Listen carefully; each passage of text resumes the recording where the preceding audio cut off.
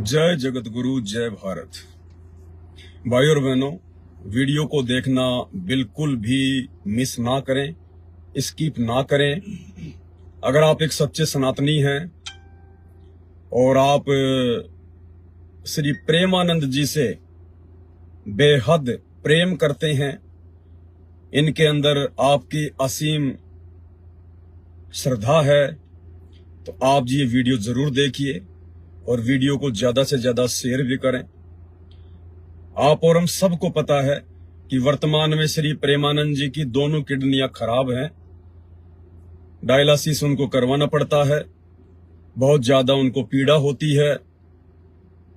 और आप सबके प्रिय श्री हित प्रेमानंद जी की तबीयत दिन प्रतिदिन बिगड़ती जा रही है।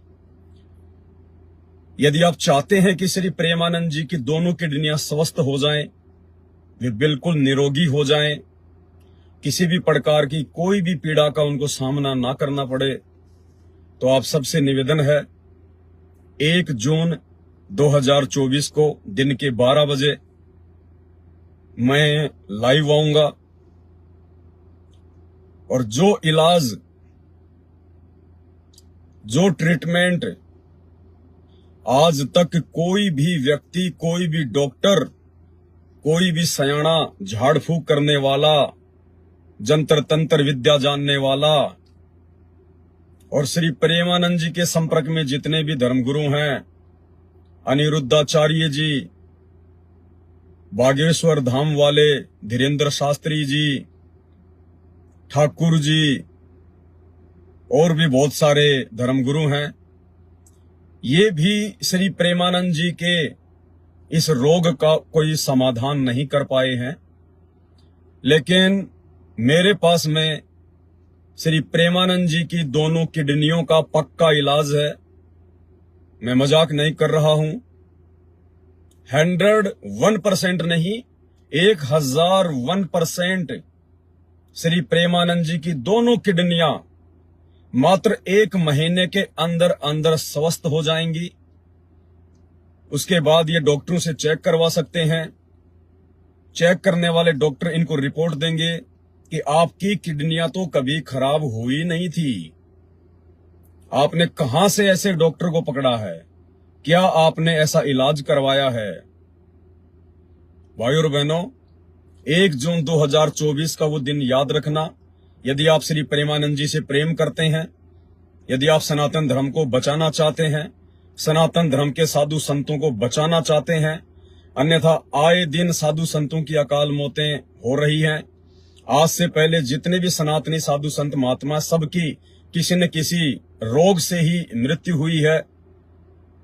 तो अगर आप चाहते हैं कि आगे हमारे सनातन धर्म के साधु संतों, धर्मगुरुओं के साथ ऐसा ना हो, वे अकाल मौत के शिकार ना हो, तो मेरे पास में इनकी दोनों किडनियों का पक्का इलाज है। 1 महीने के अंदर अंदर ये 16 साल के जवान बच्चे की तरह खेलते खुलते नजर आएंगे, अगर ये मान जाएं तो। क्योंकि श्री प्रेमानंद जी बड़े हठी हैं, ये मानते नहीं हैं, ये किसी की सुनते नहीं हैं, जिस कारण से ये दुखी हैं, ये बीमार हैं, ये परेशान है। इनका एक छोटा सा वीडियो मैं आपको दिखा रहा हूं। इनकी बीमारी की पीड़ा, उस बीमारी से इनको जो असहनीय तकलीफ होती है हॉस्पिटल में इलाज के समय, डायलिसिस के समय, वो पीड़ा इनकी जुबान से झलक रही है। आप और हमसे भी इनकी पीड़ा देखी नहीं जाती है।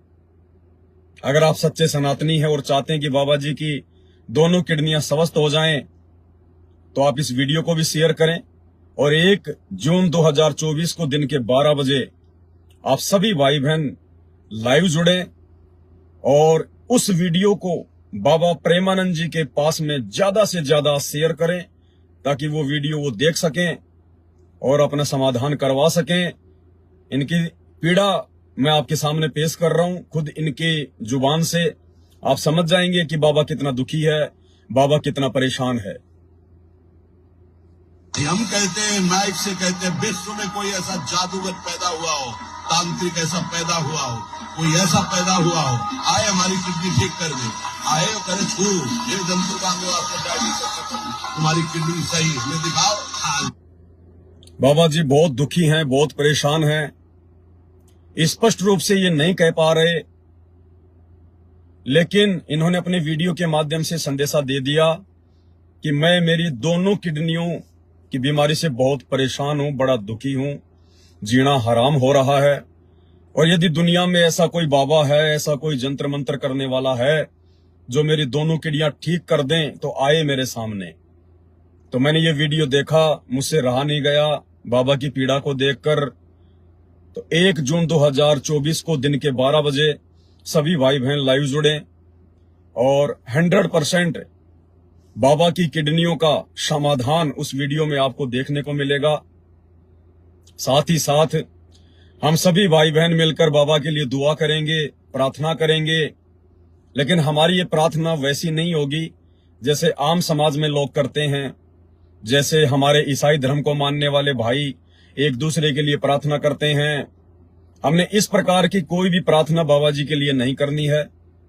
जिस प्रकार लोग कहते हैं कि मेरी उम्र बाबा जी को लग जाए, मेरी किडनियां बाबा जी को लग जाएं, हे भगवान बाबा जी को स्वस्थ कर दीजिए, इस प्रकार की हमने दुआ प्रार्थना नहीं करनी है। अन्यथा बाबा जी का स्वस्थ होना तो बहुत दूर है, उल्टे आप और ज्यादा बीमार पड़ जाओगे, क्योंकि ये आध्यात्मिक रहस्य हैं, ये हर किसी के समझ से बाहर का विषय है।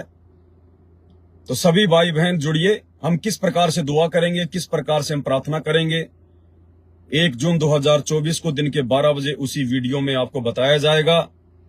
और यदि बाबा जी मान गए, क्योंकि फिलहाल बाबा जी को ना अपने इष्ट पर कोई विश्वास है और इनकी किडनियां भी ठीक नहीं हो रही।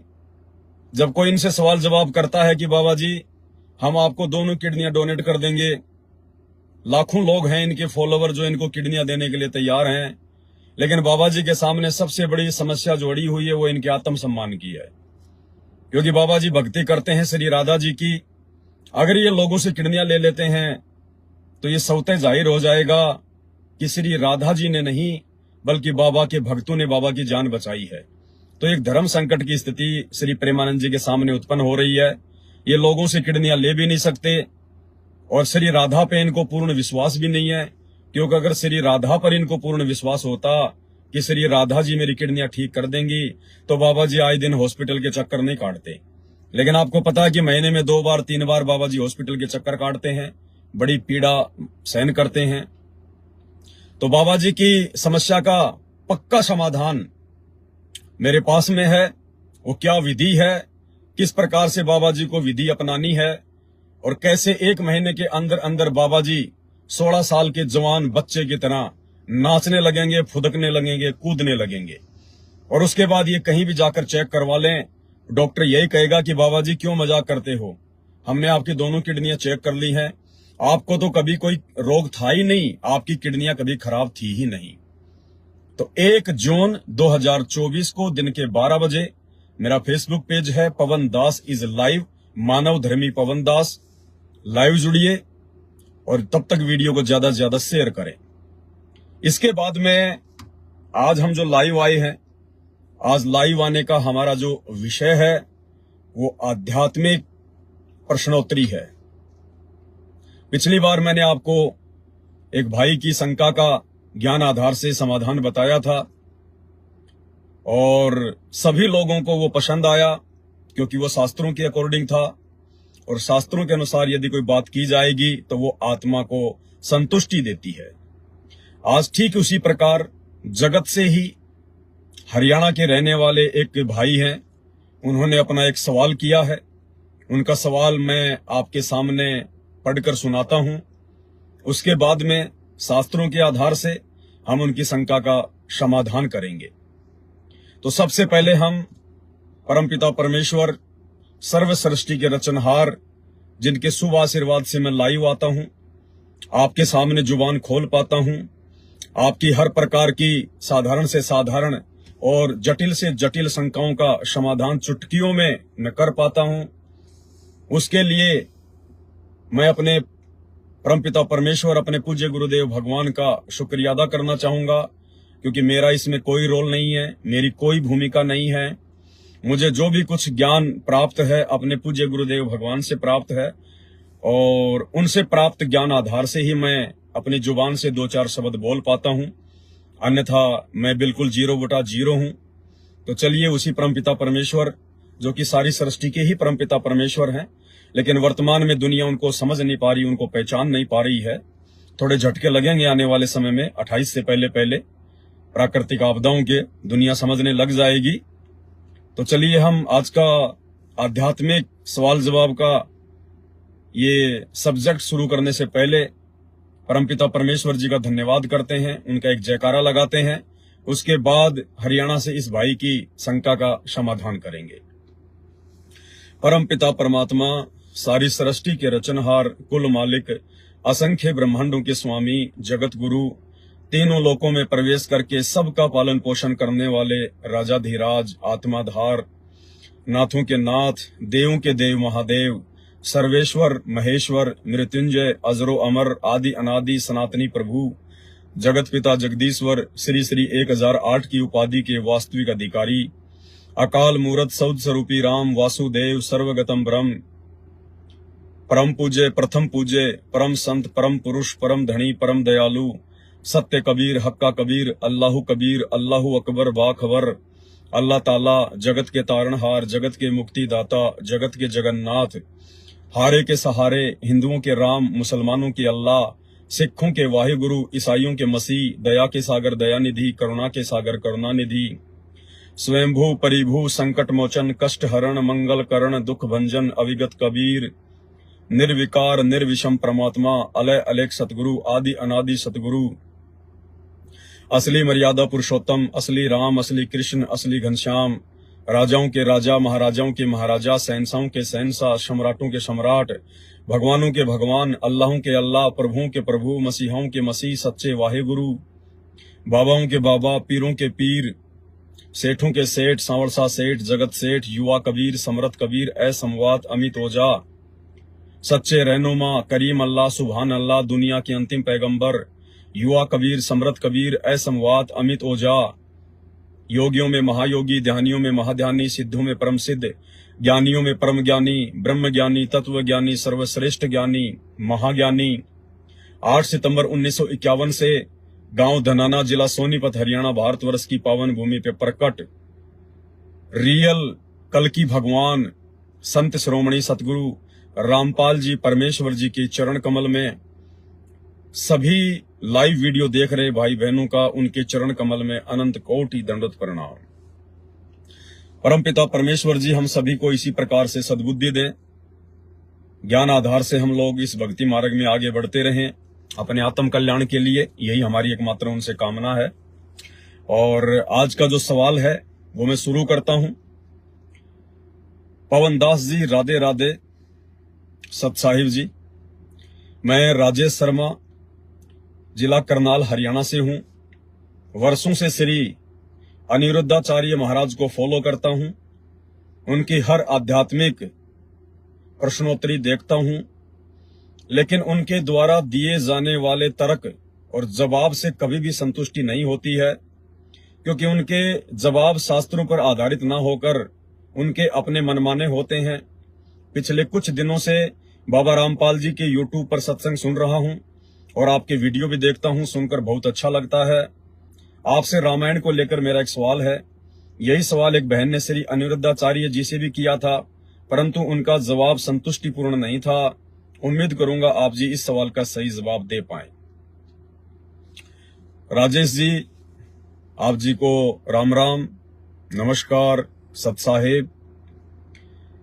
देखिए, हर प्रकार के जवाब, जिन सवालों के जवाब कोई भी धर्मगुरु, शंकराचार्य, आचार्य, मंडलेश्वर, संत, महंत नहीं दे पाएंगे, नहीं दे पाते हैं, क्योंकि उनको तत्व ज्ञान नहीं है, उनको शास्त्रों की यथार्थ जानकारी नहीं है।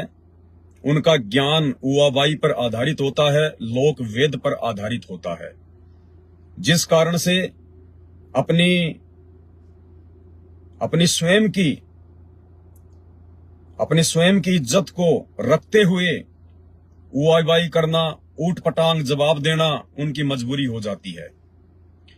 लेकिन आपने जो सवाल किया है इसका जवाब काफी वर्षों पहले परमपिता परमेश्वर सदगुरु रामपाल जी भगवान अपने सत्संगों में अपने भक्तों को दे चुके हैं, उनको बता चुके हैं। आज उनके द्वारा किए गए सत्संग आधार से आपके सवाल का मैं जवाब देना चाहूंगा। और इन्होंने मुझे एक वीडियो भी भेजा है साथ में, जो इनका सवाल है वो सवाल आप जी एक बार सुन लीजिए इनके वीडियो के माध्यम से। इन्होंने मुझे जो वीडियो भेजा है, एक बहन का ये सवाल था जिसने अनिरुद्धाचार्य जी से सवाल किया था। आप ये सवाल इनका सुन लीजिएगा एक बार। तुम्हारे भगवान अगर हैं तो जब राम और रावण के बीच जो युद्ध हुआ था उसमें काफी सारे वानर मारे गए थे, लेकिन जो संजीवनी बूटी थी वो सिर्फ लक्ष्मण के लिए क्यों मंगवाई? क्या उनकी जान नहीं थी? तो उसका उस टाइम पे मैं कोई जवाब नहीं दे पाई उचित। भाई, भगवान की सेना के जितने बंदर मारे जाते थे, शाम को भगवान की कृपा दृष्टि सब पर पड़ती थी और वो सब जीवित हो जाते थे, सब जीवित हो जाते थे। कोई मरा नहीं था, मरा जो था भगवान कृपा दृष्टि डालते, सब मरे हुए को जीवित कर देते थे। तो इस बहन ने सवाल किया है श्री अनिरुद्धाचार्य जी से कि जब राम रावण युद्ध हो रहा था और उस राम रावण युद्ध के समय जितने भी बंदर मरते थे, जितने भी योद्धा मरते थे, उनको तो श्री रामचंद्र जी शाम को जीवित कर दिया करते थे अपनी शक्ति से, अपनी पावर से। परंतु जब लक्ष्मण जी को शक्ति लगी, उनको बाण लगा, तो लक्ष्मण जी को श्री रामचंद्र जी जीवित क्यों नहीं कर पाए? बिल्कुल बहुत अच्छा सवाल है बहन का। लेकिन श्री अनिरुद्धाचार्य जी उवाबाई बक गए और इन्होंने टाल मटोल कर दिया, क्योंकि इनके पास में वास्तविक यथार्थ ज्ञान शास्त्रों का नहीं है। लाखों की भीड़ को रोक के रखना अपने धार्मिक धंधे के लिए, अपनी पेट पूजा के लिए, दान पात्रों को भरने के लिए, इस प्रकार के उवाबाई युक्त जवाब देना इन लोगों की मजबूरी है। लेकिन कब तक? आत्मा तो संतुष्ट नहीं हो पाएगी ना। आज नहीं तो कल लोग बगावत करेंगे और लोग आपसे हर प्रकार के सवालों के जवाब चाहेंगे। आप नहीं दोगे तो स्वतः आप जी नीचे गिर जाओगे। तो चलिए अब परम पूज्य सतगुरु रामपाल जी परमेश्वर जी के तत्व ज्ञान आधार से इस सवाल का आपको जवाब देते हैं। निश्चित तौर पर आपकी आत्मा भी संतुष्ट होगी और मेरे जितने भी अपने भगत भाई बहन हैं जो परम पूज्य सतगुरु रामपाल जी से नाम उपदेश प्राप्त हैं, क्योंकि मैं केवल उन्हीं शंकाओं को लेता हूं जिन शंकाओं से आप जगत वाले भाई बहनों की संतुष्टि के साथ साथ हम परम पूज्य सतगुरु रामपाल जी परमेश्वर जी के भक्तों को भी आत्मा की खुराक मिले, हमारे को भी एक जानकारी मिले, हमारा भी विश्वास हमारे गुरुदेव भगवान के चरण कमल में और ज्यादा आगे बढ़े। फालतू के सवाल जवाब हम नहीं लेते हैं। तो बहन का सवाल ये था, लेकिन श्री अनिरुद्धाचार्य जी टाल मटोल कर गए। कोई बात नहीं, अब समय आ चुका है। परमात्मा सतगुरु रामपाल जी ने अपने बच्चों को यथार्थ भक्ति के रंग में रंग दिया है। अब आने वाले समय में श्री अनिरुद्धाचार्य जैसे पाखंडी और अज्ञानी साधु संतों की इसी प्रकार से पोल खुलेगी। कब तक ये लोग समाज को मूर्ख बनाएंगे? कब तक धर्म को धंधा बनाकर अपना पेट भरते रहेंगे? भाई और बहनों, इसके पीछे एक बहुत बड़ी कहानी है। क्योंकि आपको पता है मेरे वीडियो लंबे होते हैं, क्योंकि अगर आपको संतुष्टिपूर्ण जवाब चाहिए तो आपको भी धैर्य रखना होता है। ये कोई ऐसा वैसा विषय नहीं है।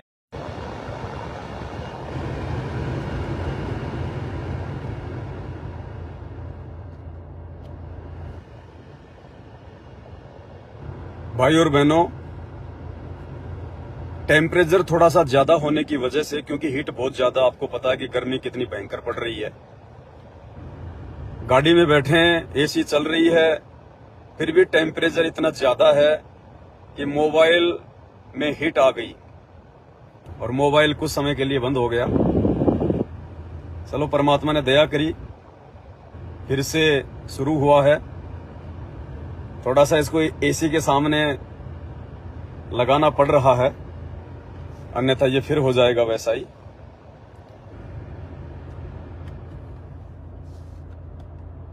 चलिए थोड़ा सेट करते हैं हम। लाइव तो आना ही है, लाइव तो चलना ही है हमारे को। थोड़ा सा धैर्य बना के रखें, थोड़ा हीट हो रहा है मोबाइल।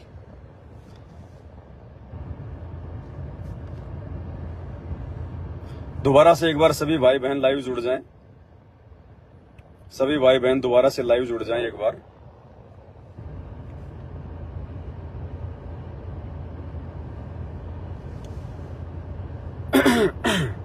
वीडियो को एक बार शेयर कर दें हर जगह दोबारा से, क्योंकि काफी कुछ भगत भाई बहन डिस्कनेक्ट हो चुके हैं।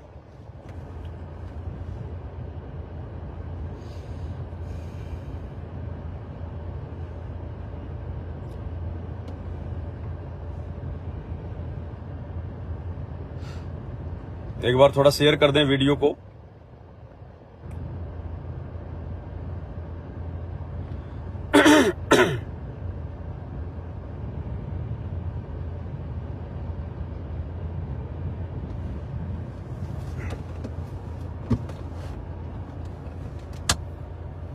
इसको पकड़ना यार।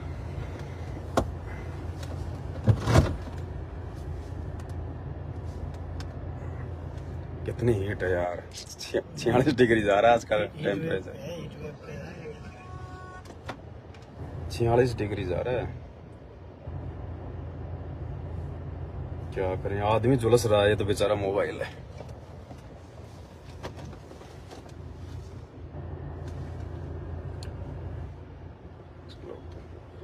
हो जाना चाहिए मालिक की दया से।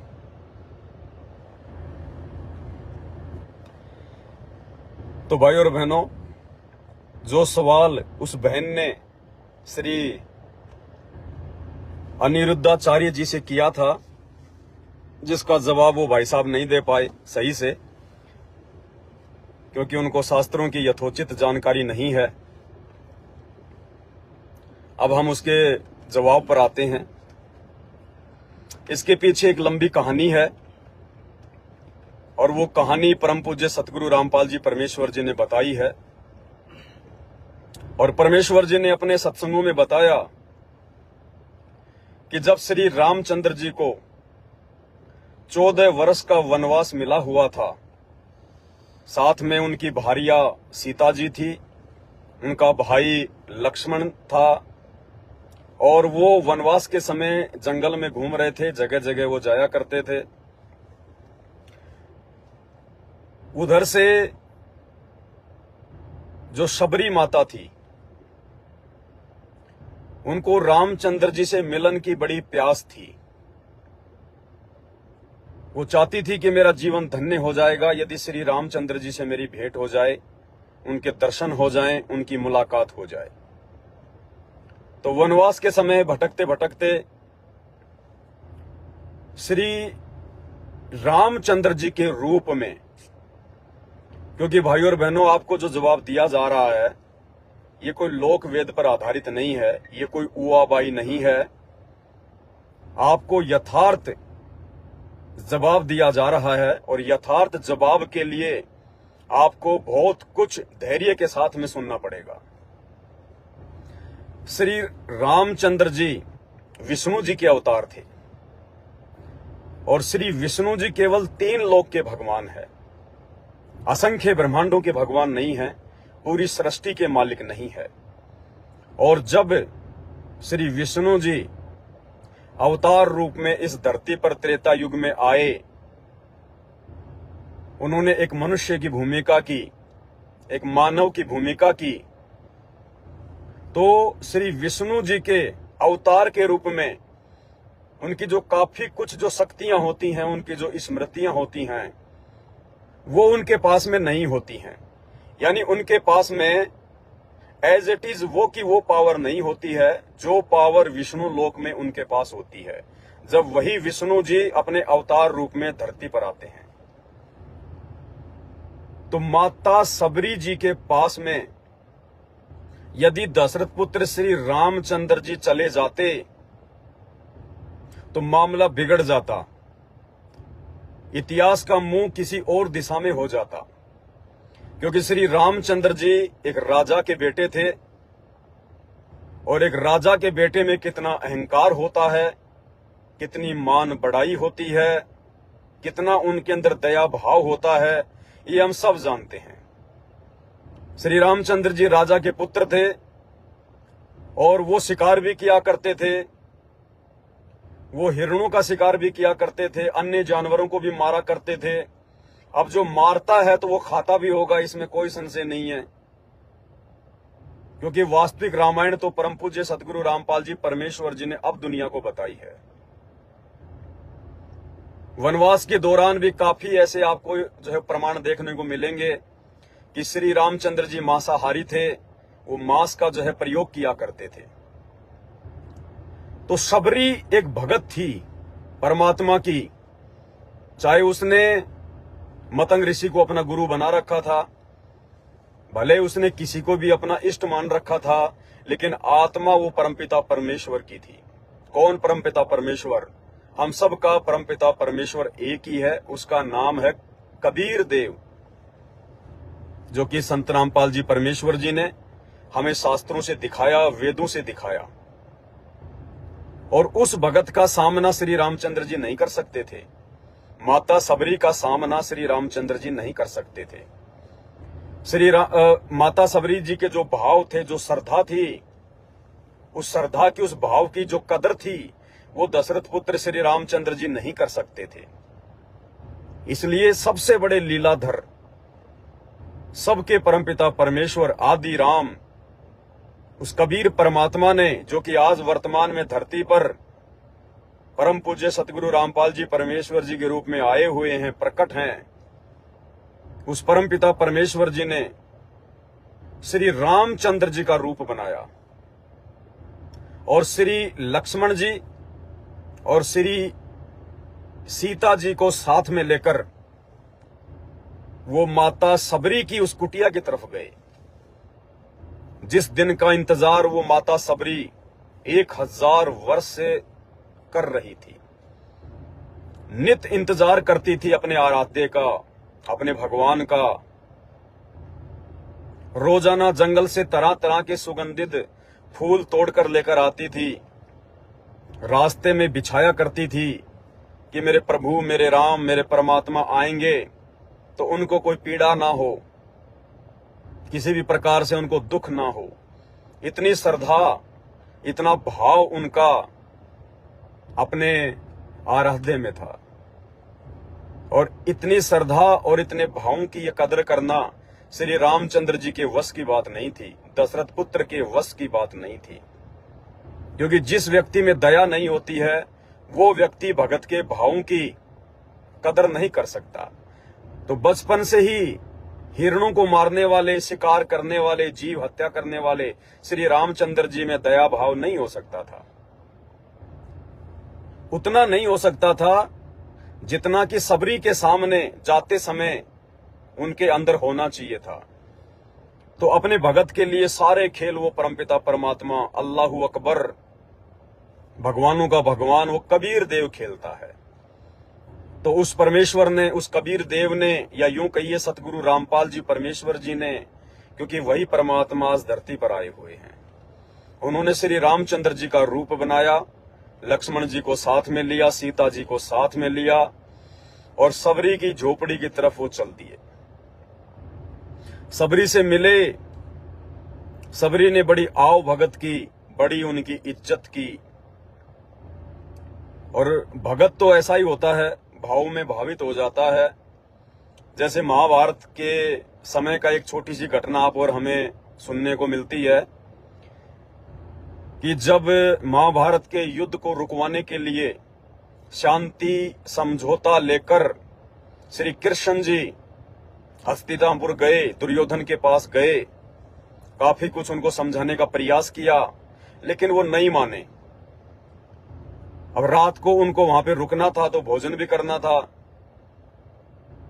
तो दुर्योधन ने भी उनको भोजन के लिए आमंत्रित कर दिया, उधर से युधिष्ठिर ने भी भोजन के लिए आमंत्रित कर दिया। अब श्री कृष्ण जी तो दोनों के रिश्तेदार थे। अब श्री कृष्ण जी धर्म संकट में फंस गए, और श्री कृष्ण जी ने सोचा, यदि मैं दुर्योधन के यहां पे भोजन करने चला गया तो ये भी ठीक नहीं होगा, क्योंकि दुर्योधन के भाव नहीं है। दुर्योधन केवल अपनी मान बढ़ाई के लिए मेरे को भोजन करवाएगा, और ऐसी जगह पर भगवान भोजन नहीं करना चाहते थे।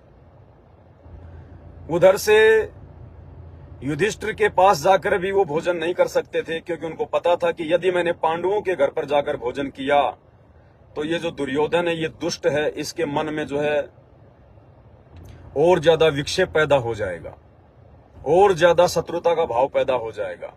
तो ये सोचकर श्री कृष्ण जी वापस मथुरा के लिए ही जो है वो चल दिए। उधर से भाव विदुर के भी थे कि श्री कृष्ण जी मेरे घर पर आकर भोजन करें, लेकिन वो कहने की हिम्मत नहीं कर पाए कि भाई मैं तो एक छोटा सा महामंत्री हूं, जब इनके इतने बड़े बड़े रिश्तेदार हैं तो मेरे घर पे ये क्यों आएंगे। ये सोचकर वो चुप रहे। तो भाई और बहनों, वहां भी क्योंकि जो विदुर था वो पिछले जन्म जन्मांतरों की अच्छी आत्मा थी, परमपिता परमेश्वर जी की, उस कबीर भगवान की, सतगुरु रामपाल जी की। तो वहां श्री कृष्ण जी का रूप धारण कर श्री कृष्ण जी तो वापस मथुरा को चल दिए, और श्री कृष्ण जी का रूप धारण करके वो कबीर परमेश्वर सतगुरु रामपाल जी विदुर के घर पर अपने भगत के भाव देखते हुए भोजन करने के लिए वो चले गए। विदुर ने जैसे उनको देखा तो बड़ा आश्चर्य हुआ और कहा, भगवान आप यहां क्यों आ गए? अगर दुर्योधन को इस बात का पता चल गया तो बड़ा नाराज होगा, पांडव भी मेरे से ज्यादा जो है प्रसन्न नहीं होंगे। तो वो तो परमात्मा थे श्री कृष्ण जी के रूप में, उन्होंने कहा कि कोई बात नहीं। तो वो इतने खुश थे श्री कृष्ण जी को अपने घर पर देखकर, उनको तो यही लग रहा था ये तो द्वारिकाधीश श्री कृष्ण जी आए हैं, लेकिन वो तो श्री कृष्ण जी के रूप में सारी सृष्टि के अध्यक्ष, सारी सृष्टि के मालिक राजा कबीर देव जी थे, सतगुरु रामपाल जी परमेश्वर जी थे। अब वो इतने भावुक हो गए, क्या खिलाएं क्या ना खिलाएं, कहां बैठाएं। और वहां पर केले रखे हुए थे, वो श्री कृष्ण जी को जो है केले खिलाने लगे। वो इतने मंत्र मुग्ध हो गए, उनके चेहरे की तरफ एकटक देखने लगे। उनको विश्वास नहीं हो रहा था कि श्री कृष्ण जैसा राजा, जो कि भारतवर्ष का सबसे शक्तिशाली राजा है, जिसकी सेना सबसे बड़ी सेना नारायणी सेना, जो कि श्री विष्णु जी के अवतार हैं, और हमारे घर पर तो वो केला छील रहा था श्री कृष्ण जी के लिए। उसका ध्यान उस केले में नहीं था, श्री कृष्ण जी की तरफ था।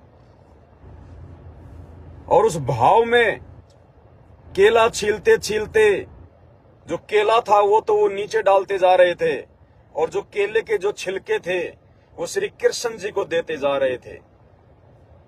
और श्री कृष्ण रूप में वो कबीर भगवान सतगुरु रामपाल जी बड़े प्यार से, बड़े बड़े प्रेम से वो छिलके खा रहे थे। परमात्मा कहते हैं, व्यंजन छतीसू ये नहीं चावे, और जो मिल जावे रुचि रुचि पावे, भाव ले देख प्राणी का। कहते हैं, साधु भूखा भाव का, धन का भूखा नहीं, और जो कोई धन का भूखा वो साधु भी नहीं। तो परमेश्वर ने वो सारे छिलके खा लिए, और बाद में जब उनकी वो चेतना जागृत हुई तो उन्होंने देखा तो रोने लगे, आंखों से आंसू बहाने लगे कि ये परमात्मा, हम तो बड़े नीच हैं, हमें तो इतना भी नहीं पता चला, और आपने सारे छिलके खा लिए, हमें माफ करो भगवान। तो परमात्मा तो भाव का भूखा है, उन्होंने कहा भाई कोई बात नहीं, जो हुआ सो बहुत अच्छा हुआ।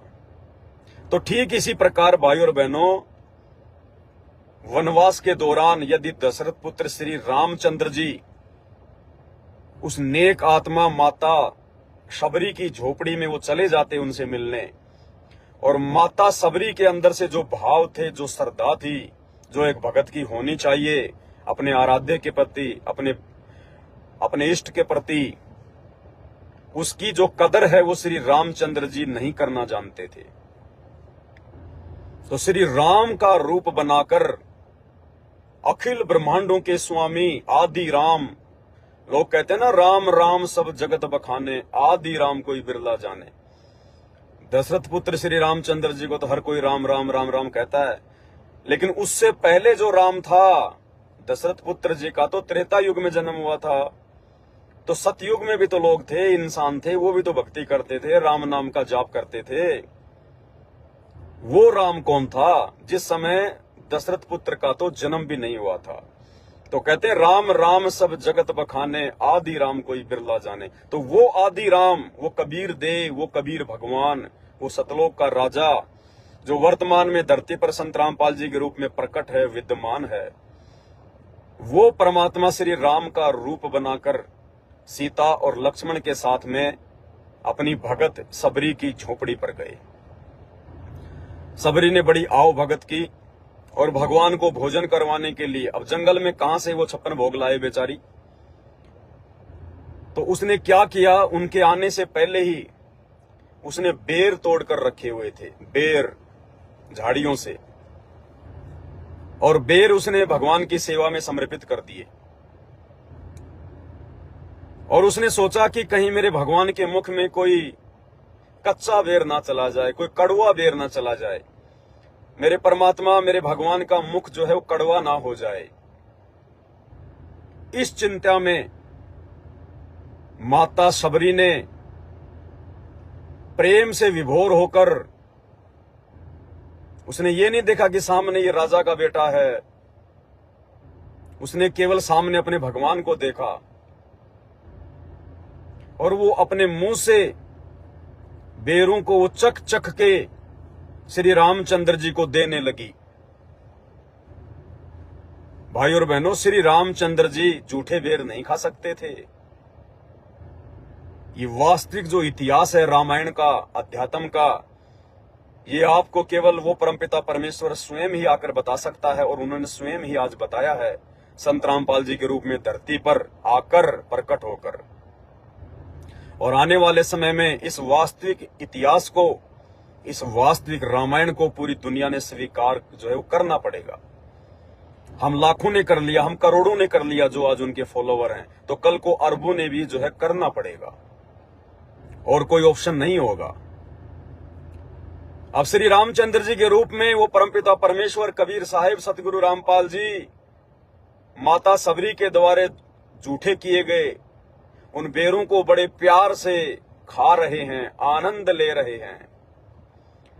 और माता सबरी का जो चेहरा था, उसका जो वर्णन किया गया है, वो कुछ ऐसा था, वो काला कलूटा चेहरा था, मुख में उनके दांत भी नहीं थे पूरे। कहने का मतलब है यदि उनकी शक्ल कोई देख ले तो शायद उसको खाना भी अच्छा ना लगे, ऐसी शक्ल माता सबरी की थी। और उस माता सबरी के द्वारा जो बेर जो जूठे किए जा रहे थे, जो चखे जा रहे थे, उन बेरों को वो परमात्मा, वो सर्व सृष्टि का रचनहार, सभी आत्माओं का पिता, उन जूठे बेरों को बड़े प्यार से खा रहे थे।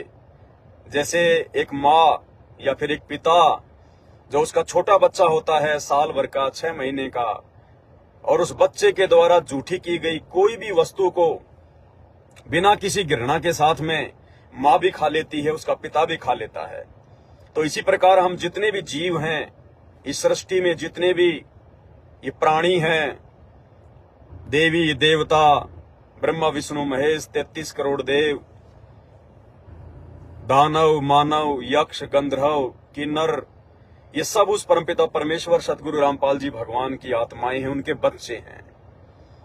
और ये परमात्मा अपने बच्चों से नफरत नहीं करता है, द्वेष नहीं करता, ये घृणा नहीं करता है।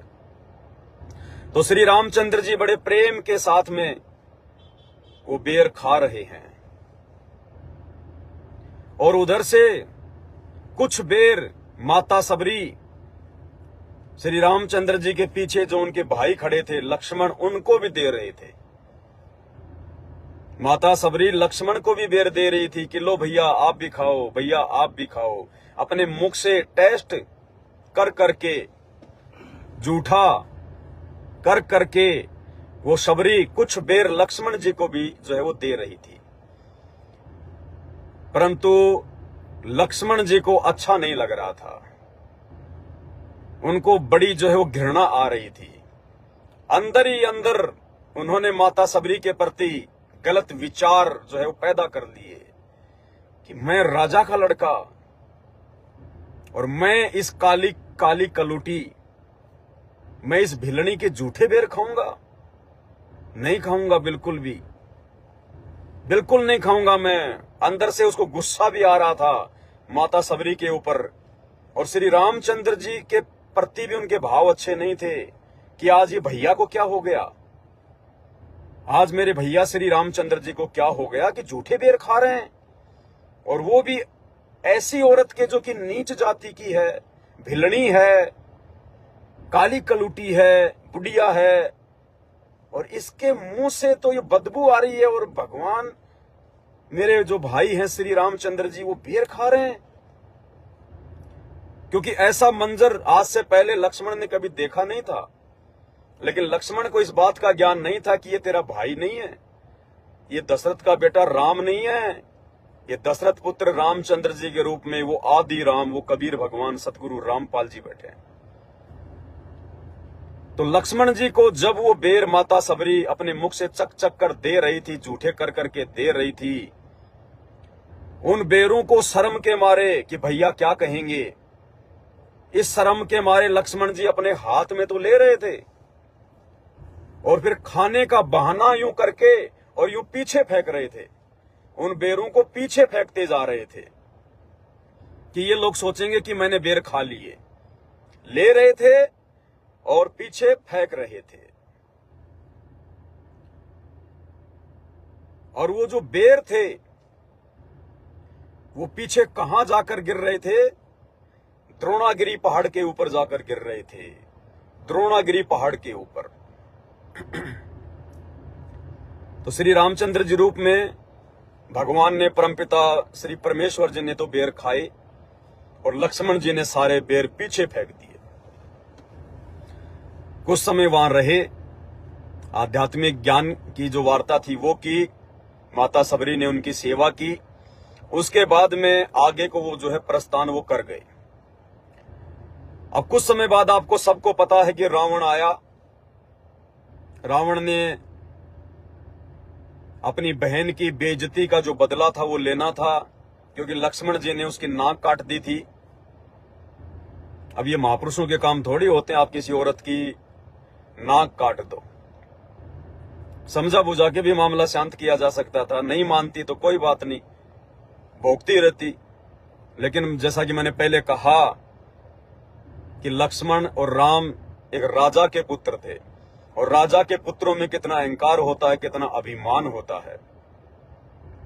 तो रावण ने अपनी बहन की बेइज्जती का बदला लेने के लिए एक षड्यंत्र रचा, और जैसे तैसे उसने छलबल किया। हम सब जानते हैं, रामायण सबने पढ़ रखी है, कैसे अपने मामा को साथ में लाया, सोने का हिरण बनाया, कैसे कैसे उसने आटा मांगने के बहाने साधु का रूप बनाया, और सीता जी को जो है डाल के अपने वो कंधे के ऊपर और श्रीलंका में ले गया।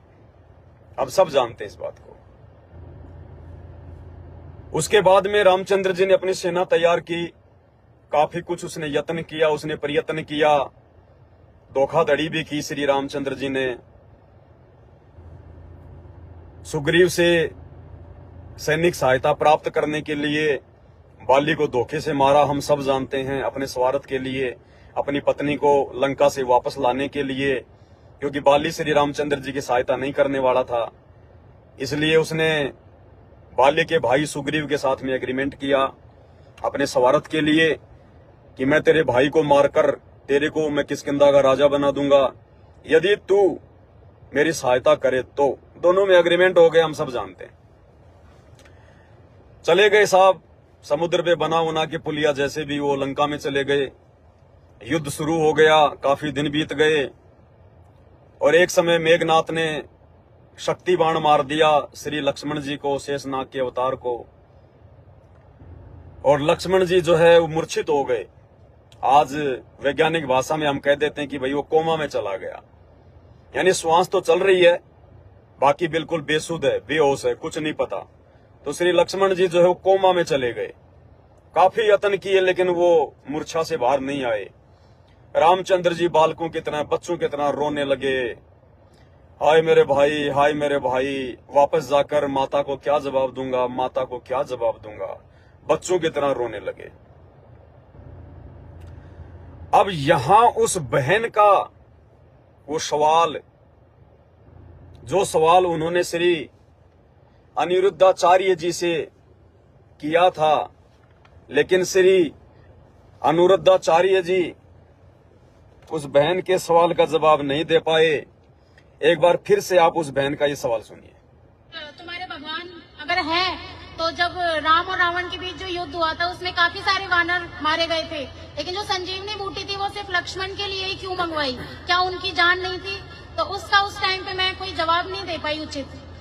भाई, भगवान की सेना के जितने बंदर मारे जाते थे, शाम को भगवान की कृपा दृष्टि सब पर पड़ती थी और वो सब जीवित हो जाते थे, सब जीवित हो जाते थे। कोई मरा नहीं था, मरा जो था भगवान कृपा दृष्टि डालते, सब मरे हुए को जीवित कर देते थे।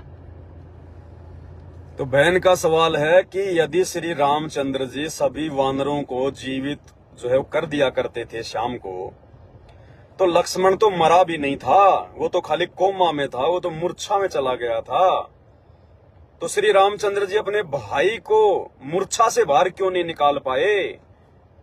अपने भाई लक्ष्मण को जो है कोमा से बाहर क्यों नहीं निकाल पाए? अन्य मरे हुए लोगों को जीवित करने वाले, यदि वो भगवान थे, परमात्मा थे तो। और हम सब जानते हैं कि वो नहीं कर पाए थे। हनुमान जी गए, कहां से जड़ी बूटी लेके आए, संजीवनी लाए, हम सब जानते हैं। तो भाई और बहनों, इस सवाल का जो वास्तविक जवाब है, ये केवल परम पूज्य सतगुरु रामपाल जी परमेश्वर जी ने दिया, जो मैं अब आपको ये बताने जा रहा हूं। इसलिए श्री रामचंद्र जी लक्ष्मण जी की मूर्छा नहीं तोड़ पाए, उनको जीवित नहीं कर पाए। क्यों? क्योंकि लक्ष्मण जी ने एक भगत का अपमान किया था, भगवान के भगत का अपमान किया था लक्ष्मण जी ने। वो माता शबरी, वो भगवान की भगत थी, अल्लाहू अकबर की भगत थी, परमपिता परमेश्वर कबीर साहेब सतगुरु रामपाल जी की वो भगत थी।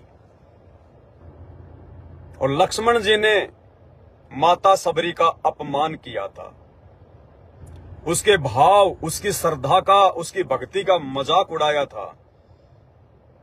माता शबरी जो झूठे बेर, उसका मकसद कोई जूठन खिलाना नहीं था, उसको तो पता ही नहीं था, वो तो अपने प्रभु के प्यार में इतनी जो है मस्त हो गई थी, वो मगन हो गई थी, बेसुध हो गई थी, वो कुछ नहीं उसको सूझ रहा था।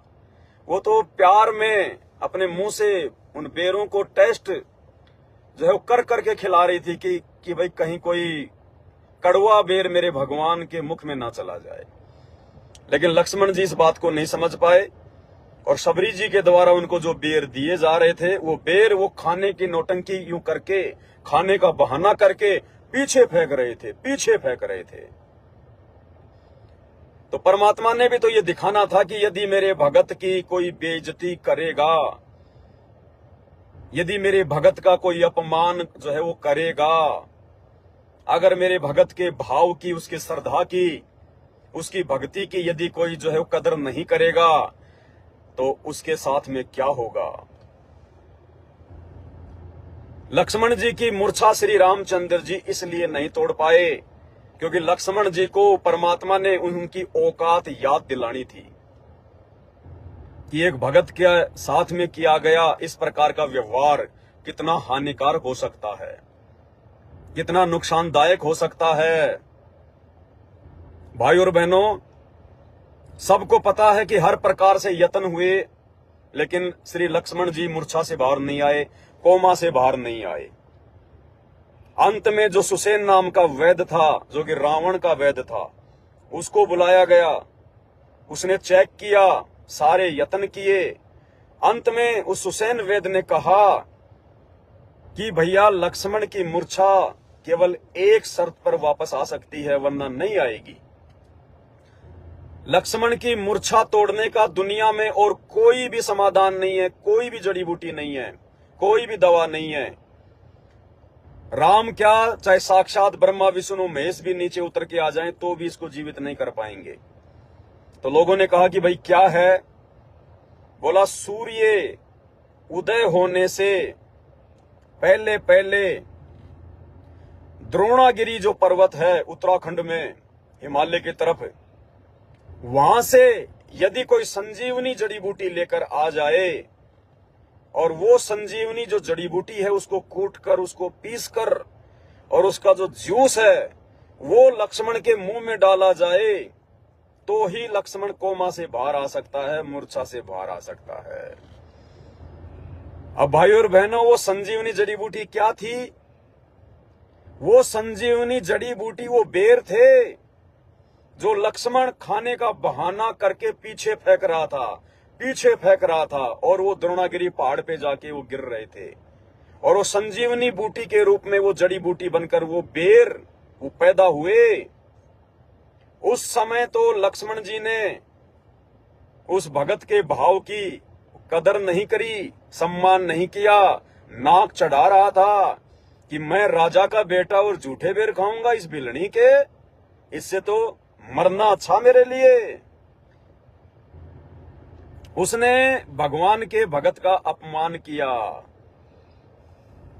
अब वही बेर जो माता सबरी ने मुंह से चखे थे, उस भिलनी ने, उस काली कलूटी औरत ने जिसके मुख से बदबू भी आ रही थी, वही बेर माता भिलनी के झूठे बेर संजीवनी बूटी के रूप में उस पहाड़ पे जड़ी बूटी के रूप में वो खड़े हो गए। और सबको पता है कि हनुमान जी को भेजा गया, हनुमान जी उस पहाड़ को लेकर आ गए क्योंकि उनको नहीं पता था कि संजीवनी बूटी होती कैसी है, क्योंकि केवल वो जो बेर थे, जितने बेर लक्ष्मण जी ने फेंके थे, केवल उसी बेर से वो जड़ी बूटी उत्पन्न हुई थी और कोई संजीवनी जड़ी बूटी नहीं थी। तो श्री हनुमान जी को भी नहीं पता था कि भाई होती कैसे है, मैं कैसे उसकी मैं पहचान करूंगा। तो वो पूरा पहाड़ का पहाड़ उठा लाए और जो सुसैन नाम का वैद्य था उसने वो संजीवनी बूटी माता सबरी के झूठे बेरों से उत्पन्न वो जड़ी बूटी तोड़ी और कोट कोट के उसका जूस निकाला, वो रस निकाला। वो माता भिलनी, माता सबरी का जूठन, वो कोट कोट के वो जूस निकाल के और लक्ष्मण के उसी मुंह में डाला गया, उसी मुंह के अंदर जिस मुंह से वो खाना पसंद नहीं कर रहा था, माता सबरी के झूठे बेर। उसके बाद उसकी मूर्छा टूटी, तब जाके लक्ष्मण होश में आया। तो ये कारण था भाइयों और बहनों, वास्तविक रीजन कि श्री रामचंद्र जी अपने भाई की मूर्छा क्यों नहीं तोड़ पाए, अपने भाई को कोमा से बाहर क्यों नहीं निकाल पाए। ये वास्तविक कारण था क्योंकि उनके भाई लक्ष्मण को उनकी औकात भगवान ने याद दिलानी थी। लक्ष्मण ने जो एक भगत का, भगवान के भगत का, भगवान की आत्मा का जो अपमान किया था, उसको काली कलूटी समझकर, उसको भिलनी समझकर, उसको नीच जाति वाली समझकर और अपने आप को बहुत बड़ा राजा का बेटा समझकर अहंकार में आकर उसने जो गलती की थी, उसको उसकी उस गलती की सजा देने के लिए ये सारा खेल उस परमपिता परमेश्वर सतगुरु रामपाल जी भगवान ने रचा था। अंत में उस लक्ष्मण को अपनी जान बचाने के लिए उसी माता भिलनी के झूठे बेरों से पैदा हुई संजीवनी बूटी का जूस, रस अपने अंदर, अपने मुख में डालना पड़ा। भाई और बहनों, ये तो जवाब था इनका राजेश शर्मा जी का, जो कि शास्त्रों के आधार पर है, वास्तविक ये जवाब है।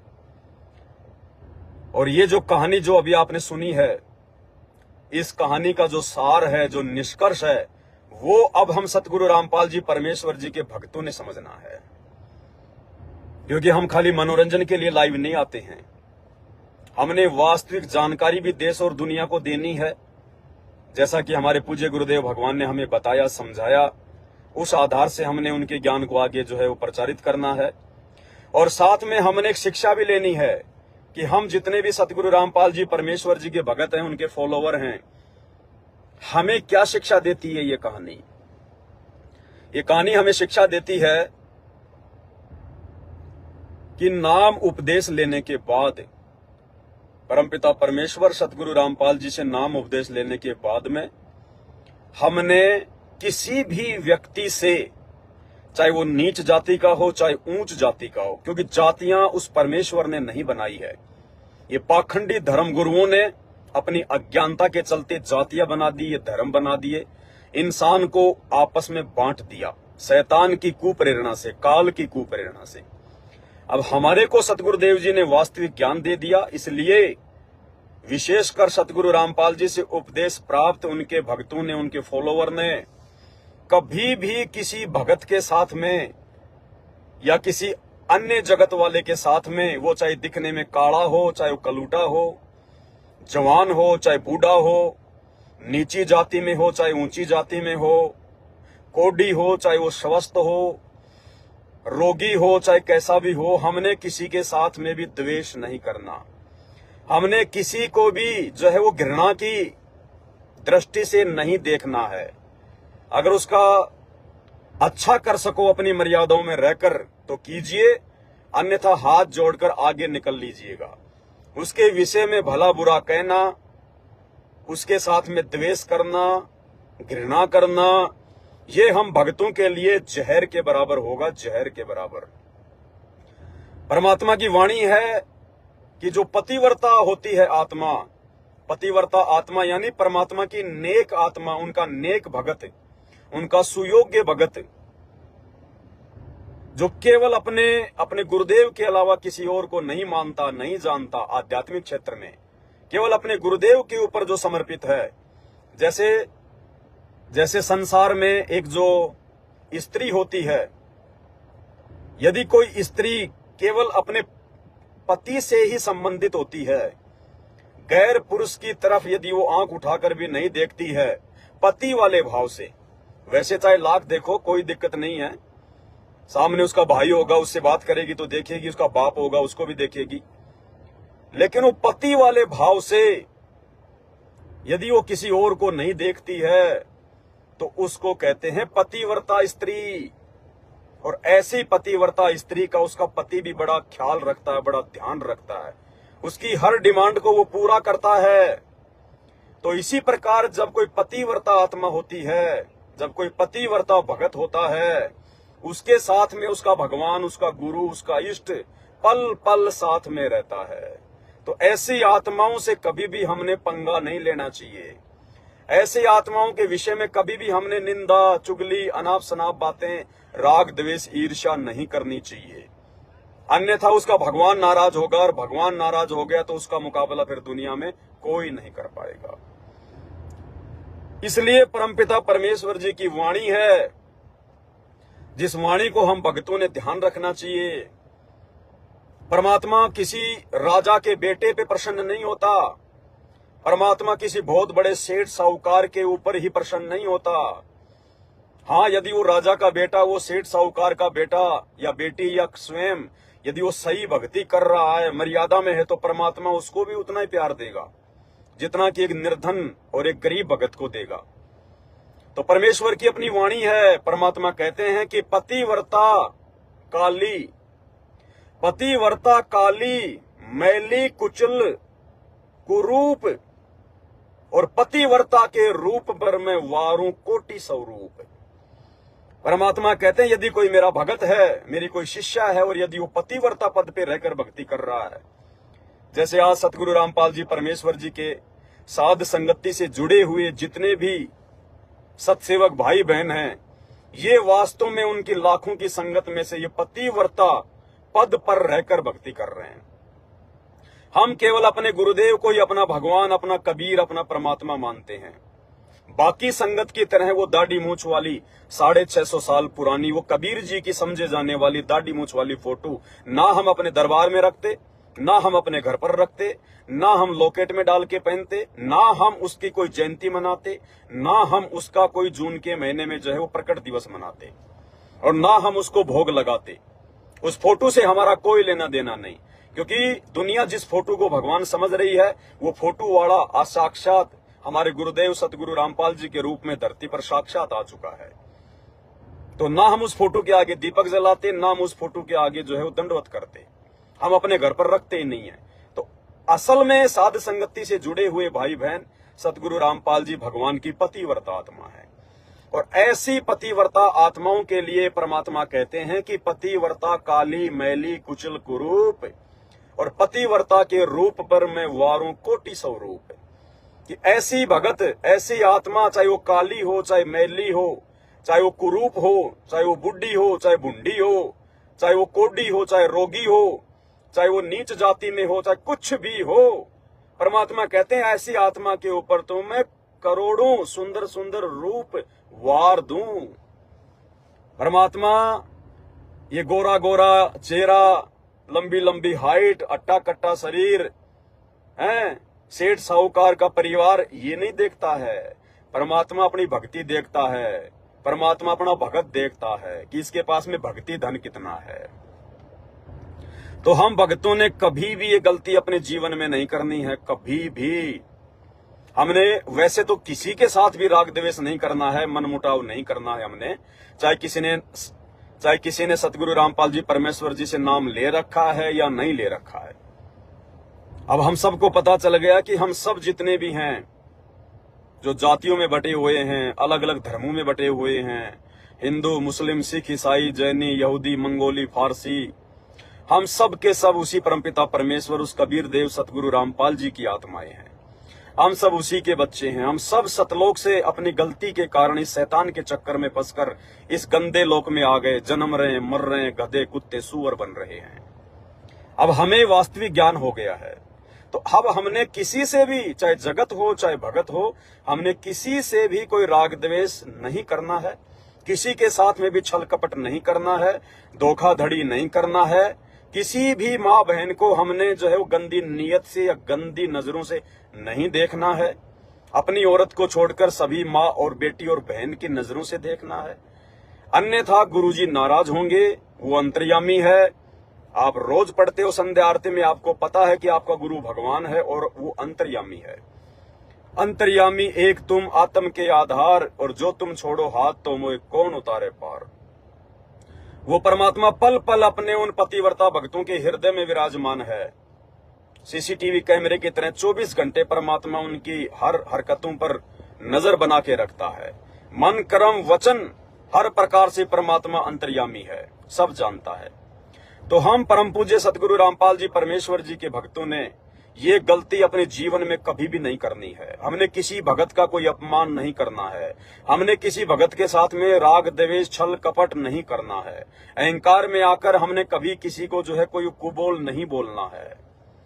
हमने डरना है कि ये भगवान का बच्चा है, ये परमात्मा का बच्चा है, और अगर नहीं डरे तो उसका जो परिणाम है वो बहुत भयंकर होता है। जैसे हिरण्यकश्यप नहीं डरा भगवान की आत्मा से, उस प्रहलाद को उसने बड़े दुख दिए, बड़ी तकलीफें दी, वो भगवान से नहीं डरा। अंत में भगवान ने आकर उसका पेट फाड़ा उसका।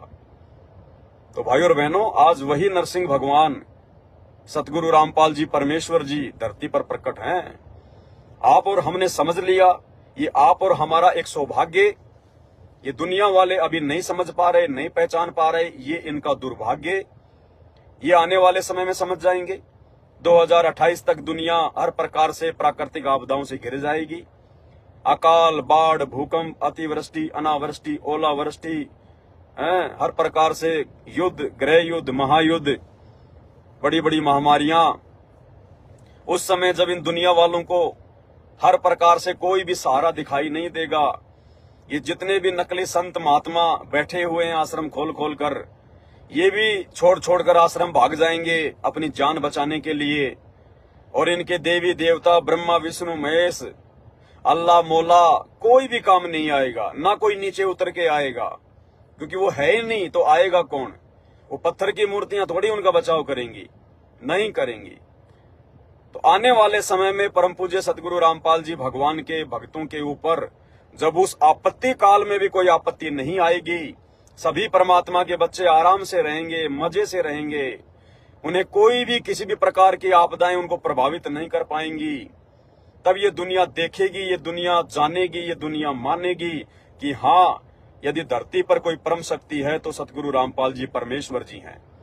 और मजबूरन ये दुनिया उस समय उनकी शरण में आएगी। लेकिन साथ में एक यथार्थ बात और भी है, जो व्यक्ति जितना लेट आएगा परमात्मा उसकी सुनवाई उतना ही लेट करेगा। जो जितना लेट आएगा उसकी सुनवाई भी उतनी लेट होती है, क्योंकि आज तो भगवान तुम्हारे को बुला रहा है, आज तो भगवान तुम्हारे लिए इतने सत्संग कर रहा है, आज भगवान तुम्हारे लिए इतना संघर्ष कर रहा है, और आज तुम उनकी बातों को अपने कानों के ऊपर से डाल रहे हो। आज जब भगवान कह रहा कि आ जाओ तो तुम आ नहीं रहे, और जब उस आने वाले विनाशकारी समय में तुम भगवान को बुलाओगे तो उस समय फिर भगवान बड़ी देरी से आएगा, बड़ा लेट आएगा भगवान उस समय। तो विनती कर सकते हैं, हम प्रार्थना कर सकते हैं, हमारा किसी से कोई राग द्वेष ईर्ष्या नहीं है। आप चाहे हिंदू हैं, चाहे मुसलमान हैं, चाहे सिख हैं, चाहे ईसाई हैं, अच्छी बात है, आपको ये मनुष्य जन्म प्राप्त है। आपके ऊपर उस परमात्मा की बहुत बड़ी मेहर है कि आज आप गधे कुत्ते सूअर के शरीर प्राप्त नहीं है। नहीं आप क्या खाते क्या पीते, गर्मी सर्दी बरसात में क्या होता आपके साथ में आपको अच्छे से पता है। तो आपको मनुष्य जन्म प्राप्त है। ऐसे समय में जब आज धरती पर स्वयं वो परमात्मा प्रकट है, अल्लाह प्रकट है, भगवान प्रकट है, और देरी है तो केवल उनको पहचानने की। तो भाई और बहनों, अपनी जो परंपराएं हैं, अपनी जो रीति रिवाजें हैं, शास्त्र विरुद्ध जो आप ये साधना कर रहे हो, जो भक्ति कर रहे हो, उससे थोड़ा पीछे हटो। सच्चाई जानने का जो है आप जी प्रयास करो। आज 90% मुसलमान नहीं जानते कि भाई कुरान शरीफ में और कुरान मजीद में अल्लाह के विषय में क्या लिखा हुआ है। उन्होंने केवल अपने बाप दादाओं से देखा, मस्जिदों में गए, मदरसों में गए, जो उनको पढ़ा दिया गया, जो उनको बता दिया गया, उसी चीज को फॉलो करते आ रहे हैं। 90% हिंदू क्या 99% हिंदू आज नहीं जानते कि वेदों में क्या लिखा हुआ है, गीता जी में क्या लिखा हुआ है। जो उनके दादा परदादा, उनके माता पिता मंदिरों में माया मसाणी के ऊपर जहां भी जा रहे हैं तीर्थों पर, वो भी पीछे पीछे चल दिए। तो इससे बात नहीं बनेगी। ये सारे ग्रंथ हर धर्म के परम पूज्य सतगुरु रामपाल जी परमेश्वर जी ने खोल खोल कर दिखा दिए हैं, बता दिए हैं। इनका जो सार था, इनकी जो सच्चाई थी, वो उन्होंने हमें निकाल कर दे दी है। अब यदि भाई और बहनों कोई कमी रहेगी तो आप और हमारी रहेगी। समय बहुत थोड़ा बचा है। 2028 लास्ट युग परिवर्तन का समय है, और जब युग परिवर्तन होगा तो उससे पहले कितना भयंकर विनाश होगा, मानव जाति को कितनी बड़ी समस्याओं से निकलना पड़ेगा, समस्याओं का सामना करना पड़ेगा, आपकी समझ और बुद्धि से बाहर की बात है। यदि उस समय आप जी सही प्रकार से अपने आप को रख सकते हैं, स्वयं को और अपने परिवार को सुरक्षित जो है वो रख सकते हैं, तो केवल सतगुरु रामपाल जी परमेश्वर जी की शरण प्राप्त करके, दूसरा कोई तरीका नहीं है। भले आज आपको ये बातें मजाक लगें तो कोई बड़ी बात नहीं है। आपको मजाक लगने से कोई भगवान की महिमा जो है वो कम नहीं हो जाएगी, और आप जो शास्त्र विरुद्ध जो पूजा कर रहे हो वो कोई सच्ची नहीं हो जाएगी। घुटने तुड़वा कर आओगे, आंखों में आंसू भरकर आओगे, अपने परिवार का, अपने परिवार के सदस्यों का सत्यानाश करवा कर आओगे, अपनी संपत्ति का, अपने शरीर का सत्यानाश करवा कर आओगे। आना पड़ेगा। दूसरा कोई साधन, दूसरा कोई समाधान इस सृष्टि में आने वाले 3 से 4 वर्षों में नहीं है। तो इस बात को आप जैसे भी स्वीकार कर लो, जैसा भी आपको समझ में आए। और वैसे उनके शरण में जाने से डायरेक्ट कोई फायदा नहीं होगा, पहले उनके ज्ञान को समझना पड़ेगा। संत रामपाल जी परमेश्वर जी के आपको महीने, 2 महीने, 3 महीने आपको उनके सत्संग सुनने पड़ेंगे। आज मोबाइल घर घर में है, हर किसी की जेब में है, बच्चे बच्चे के पास में मोबाइल हो चुके हैं। यूट्यूब फेसबुक हर कोई चलाता है, तो यूट्यूब पर जाकर सर्च करें संत रामपाल जी भगवान के सत्संग, और सत्संग सुनने से पहले आप उनके द्वारा बताई गई सृष्टि रचना को जरूर सुने, क्योंकि जो सृष्टि रचना है वो मास्टर ऑफ द की है सभी धर्म के, सभी धर्मशास्त्रों की। अगर आपको ये कुरान समझनी है, कुरान मजीद समझनी है, तौरेत, जबूर, इंजिल, हदीसें समझनी है, तो आपने संत रामपाल जी के द्वारा बताई गई सृष्टि रचना को पहले सुनना पड़ेगा। यूट्यूब पर जाकर सर्च करें सृष्टि रचना संत रामपाल जी भगवान। 1 या 2 पार्ट में आपको 2-3 घंटे की वीडियो हैं, आप सुनिए, देखिए, आपको वो ज्ञान प्राप्त होगा आपके धर्मशास्त्रों के विषय में जो आज तक किसी भी मुल्ला मौलवी ने, किसी भी आपके धर्मगुरु ने आपको नहीं बताया होगा। आप यूट्यूब पर जाकर जो डिबेट हैं संत रामपाल जी की मुस्लिम धर्मगुरुओं के साथ में, आप वो भी सुन सकते हैं। बहुत जल्दी आपकी समझ में आएगा। उसके लिए आप यूट्यूब पर जाकर सर्च करें, डिबेट संत Rampal G versus doctor Zakir Naik. तो आपको बहुत सारी जो डिबेट हैं डॉक्टर जाकिर नाइक के साथ में, वो आपको सुनने को मिलेंगी, देखने को मिलेंगी। अगर आप हिंदू धर्म से बिलोंग करते हैं तो यूट्यूब पर जाकर सर्च करें, संत रामपाल जी वर्सेज शंकराचार्य, संत रामपाल जी वर्सेज एस्कॉन, संत रामपाल जी वर्सेज दामाखेड़ा, अभिलाष दास, जितने भी संत महात्मा हैं जिनके आज नाम हैं देश दुनिया में, आप उनके साथ में संत रामपाल जी का नाम लिखकर यूट्यूब पर जाकर सर्च करें। आपको उनकी डिबेट के जो वीडियो हैं वो मिल जाएंगे। धर्मशास्त्रों के साथ में डिबेट है, कोई उआबाई नहीं है, मनमुखी ज्ञान नहीं है। जैसे ये अनिरुद्धाचार्य, देवकीनंदन ठाकुर, श्री प्रेमानंद जी और भी जितने आचार्य शंकराचार्य हैं, आए दिन ये भारतीयों के ऊपर थोपते रहते हैं। अब श्रद्धालु बेचारा भोड़ा होता है, उसको तो गुरुजी जो मर्जी बता दें वो तो स्वीकार करके आ जाता है। जैसे बच्चा स्कूल में जाता है, टीचर उसको जो मर्जी बता दे, अब टीचर बच्चे को कहेगी भैया 2 दूनी 6, तो बच्चा उसमें ऑब्जेक्शन नहीं करता, क्योंकि बच्चे को ज्ञान नहीं है। जैसा टीचर बताएगा बच्चा उसको स्वीकार कर लेगा। घर पर आकर वो कहेगा 2 दूनी 6, 2 दूनी 6, तो माता पिता कहेंगे रे भैया 2 दूनी 6 नहीं 2004 होते हैं। तो बच्चा कहेगा नहीं नहीं, मेरे गुरुजी ने बताया है कि 2 दूनी 6, 2 दूनी 6, 2 दूनी 6 ही होते हैं। तो इसी प्रकार जो भगत होते हैं, जो श्रद्धालु होते हैं, जो अपने गुरुओं के ऊपर आंख बंद करके विश्वास करके बैठ जाते हैं, उनको जैसा उनके द्वारा रामायण के बारे में बता दिया जाता है, गीता जी और वेदों के बारे में, भागवत के बारे में बता दिया जाता है, कुरान शरीफ और कुरान मजीद के बारे में बता दिया जाता है, बाइबल के बारे में उनको बता दिया जाता है, बेचारा वैसा ही स्वीकार कर लेते हैं। लेकिन वास्तविकता क्या है इसको तो वही बता पाएगा जिसने ये कुरान लिखी है, जिसने वेद लिखे हैं, जिसने गीता जी का ज्ञान बताया है। और वो सर्व ज्ञानदाता, सर्व धर्मों का जनक, आदि सनातनी परमात्मा कबीर देव, सृष्टि का मालिक, आज स्वयं हम इंसानों को समझाने के लिए इंसानी रूप धारण करके 8 सितंबर 1951 से धरती पर प्रकट है, परम पूज्य सतगुरु रामपाल जी परमेश्वर जी के रूप में। पहचान सको तो पहचान लो भाई और बहनों। ये रोजाना लाइव आकर भौंकने का मेरा कोई मकसद नहीं है। आप कोई मेरा परिवार नहीं चला रहे हो, मुझे कोई सोशल मीडिया से पैसा नहीं मिल रहा है, केवल आप लोगों को जगाने के लिए। अन्यथा भयंकर दुर्गति होगी, जीते जी भी होगी और मरने के बाद तो गधे कुत्ते सुअर बनकर होनी है, ये तो कोई दो राय नहीं है। अन्यथा आप इतने सुख भोग रहे हैं मनुष्य जन्म प्राप्त करके, और अन्य योनियों में जितने भी गधे कुत्ते सुअर कुत्ते हैं, ये बेचारे इतने दुख क्यों भोग रहे हैं भाई? इन्होंने क्या गलती कर रखी है? भगवान इनके साथ में इतना भेदभाव क्यों कर रहा है? तुम तो महंगे महंगे कपड़े पहनते हो, महंगे महंगे जूते पहनते हो, वो बेचारे नंगे फिरते हैं। तुम तो गर्मी में एसी चला के सोते हो, वो बेचारे रोड पे पड़े हाँप रहे हैं। तुम 56 प्रकार के भोग खाते हो, उठते चाय पीते हो, नाश्ता करते हो, खाने में पता नहीं लस्सी सलाद क्या क्या लेते हो। वो सुअर क्या खाता है? सारा दिन नाक रगड़ता है, वो गटर में लेटरिन खाता है। और वो बैल क्या खाता है? सूखी घास खाता है। क्यों भाई वो इतने दुख क्यों भोग रहे हैं? भगवान ने उनके साथ में ऐसा अन्याय क्यों किया? क्या उनकी आत्मा दुखी नहीं हो रही? क्या उनके अंदर कोई मतलब अलग से कोई जो मतलब वो तत्व डले हुए हैं? क्या उन जानवरों को सर्दी गर्मी नहीं लगती है? ये सब क्यों?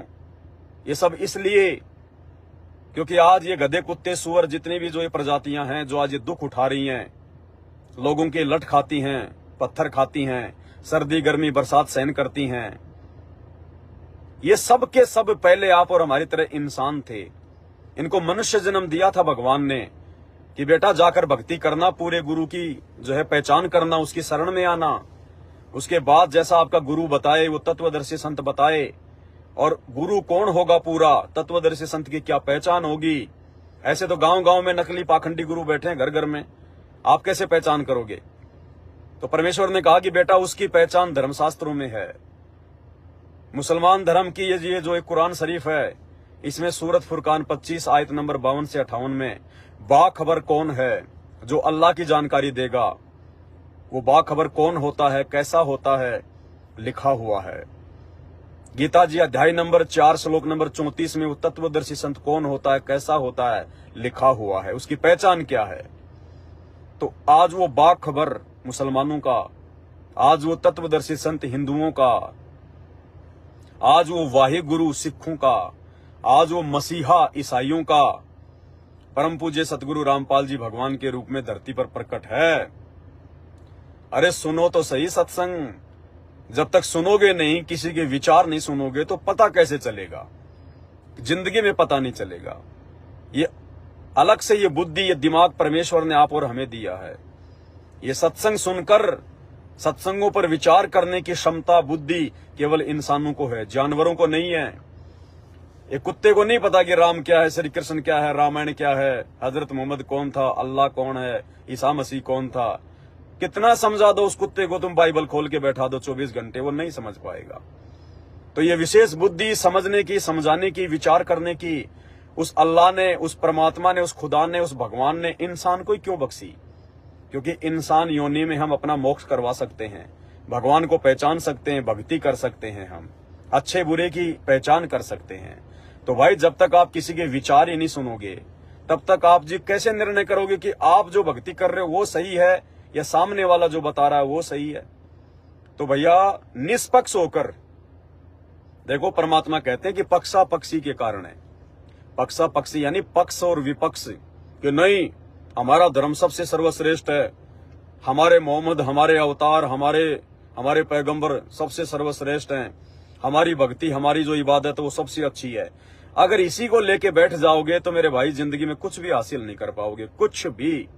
अगर पहली क्लास का बच्चा अगर ये जिद करके बैठ जाए कि नहीं नहीं मेरे टीचर ने जो मुझे पढ़ा दिया ना, क कबूतर, ख खरगोश, ए फॉर एप्पल, बस यही सबसे उत्तम ज्ञान है, इसके आगे कुछ नहीं है, और तो उस नादान को कौन समझाए कि तेरे से ऊपर तो बहुत सारी जो क्लासें हैं, आगे बीए है, पीएचडी, एमए, पता नहीं क्या क्या है।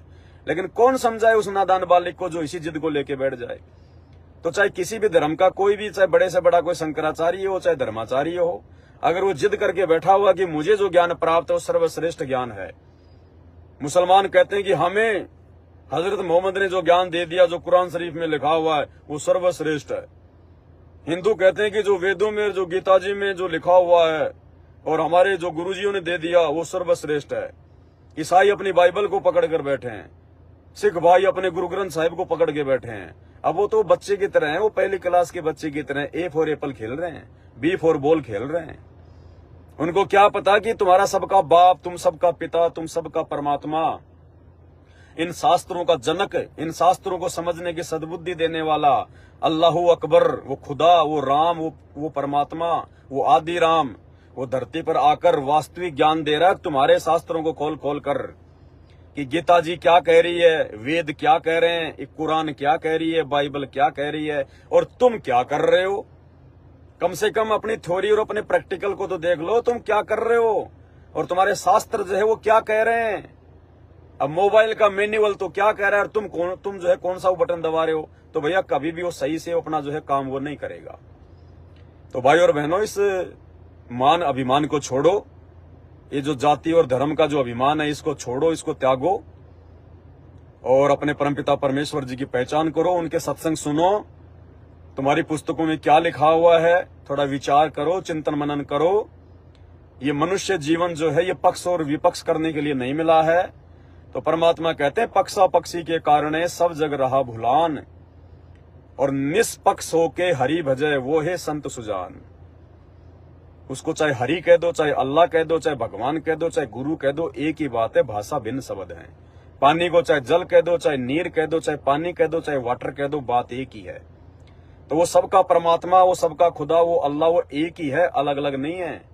लेकिन मुसलमानों ने समझ लिया हमारा अल्लाह बड़ा। अब मुसलमान अल्लाह की जात भी नहीं जानता, अल्लाह है कैसा, अंधा, गूंगा, बहरा, काना, कोतरा कैसा है, कुछ नहीं पता। कोई पूछे तो कह देंगे वो तो बेचून है, वो तो निराकार है, दिखाई नहीं देता, अल्लाह का कोई रूप है। फिर तेरे को किसने बता दिया? अरे जिसको किसी ने देखा ही नहीं तो तेरे को कैसे पता चल गया भाई साहब? फिर तो तू ही अल्लाह हो गया। हिंदुओं से पूछ लो कि भगवान कैसा, अरे वो भगवान तो निराकार है। अरे जो निराकार है, जो दिखाई नहीं देता, फिर तेरे को बता किसने दिया उसको देख के? सबकी बुद्धि भ्रष्ट है, सबकी बुद्धि भ्रष्ट है। ईसाइयों के पास चले जाओ, नहीं नहीं हमारा मसीहा तो बादल फाड़ के आएगा। अरे बादल फाड़ के तो ये बारिश आ रही है, लोगों के गांव डुबो रही है उत्तराखंड में। बादल फाड़ के बारिश आती है, भगवान नहीं आता। क्यों मूर्ख बन रहे हो? तो भाई और बहनों समझो, इस अंधविश्वास से, पाखंड से बाहर निकलो। आपको रियलिटी बता रहे हैं, वरना खून के आंसू रोगे, खून के आंसू। आने वाले 3 से 4 वर्षों में 2028 से पहले अगर आपकी आंखें नहीं खुली, आप अपने बच्चों को खो दोगे, आपके बच्चे अपने माता पिता को खो देंगे। आपकी जोड़ी जुड़ाई संपत्ति धन, जिसके लिए आप गधे बैल बनकर दिन रात काम धंधे में लगे रहे, आपकी संपत्ति आपके हाथों से निकल जाएगी। ऐसी ऐसी बीमारियां आएंगी, आप रोगे, अपनी जमीनें बेच दोगे, अपने मकान बेच दोगे, तो भी आपके रोग का जो है समाधान नहीं होगा। और आज मुफ्त में आपको समाधान बता रहे हैं, मुफ्त में समाधान। परमात्मा धरती पर प्रकट है सतगुरु रामपाल जी के रूप में। चुटकियों में भक्ति तो करके देखो उनकी एक बार। उनके ज्ञान को तो सुनो थोड़े दिन यूट्यूब पर, उनके सत्संग तो सुनो।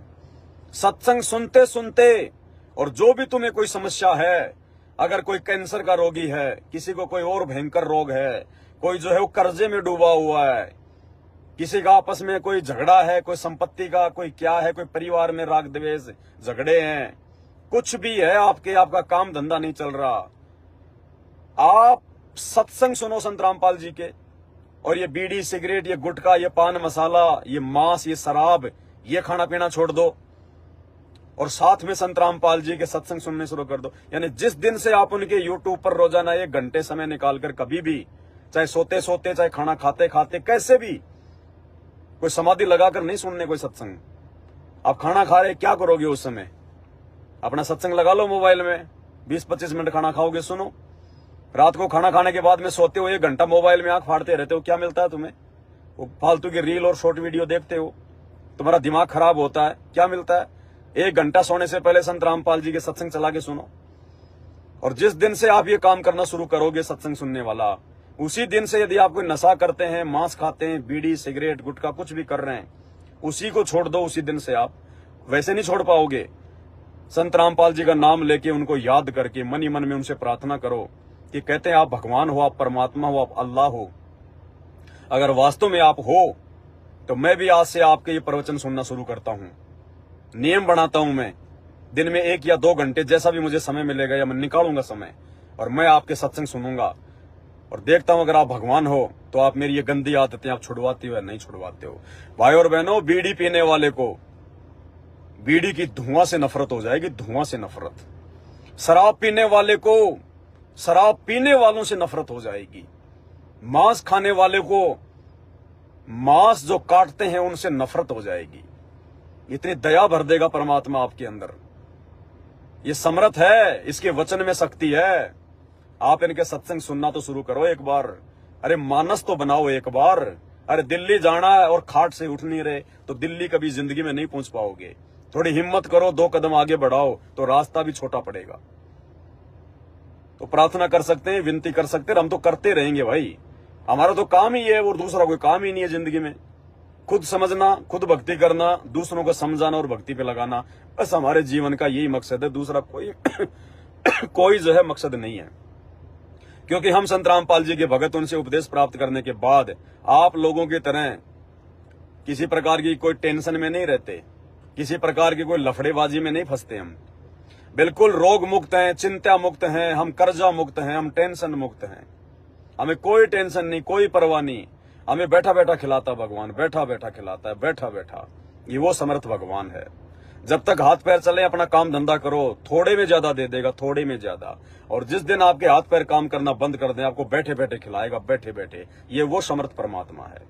और जो आत्मिक शांति, जो आत्म संतुष्टि, आपके मन में उठने वाले अध्यात्म को लेके जो सवाल, जो प्रश्न, जो आपको कीड़े की तरह खा रहे हैं, आपको काट रहे हैं, आपको बेचैन कर रहे हैं, आप ज्यादा नहीं 3 महीने उनके सत्संग सुन लो।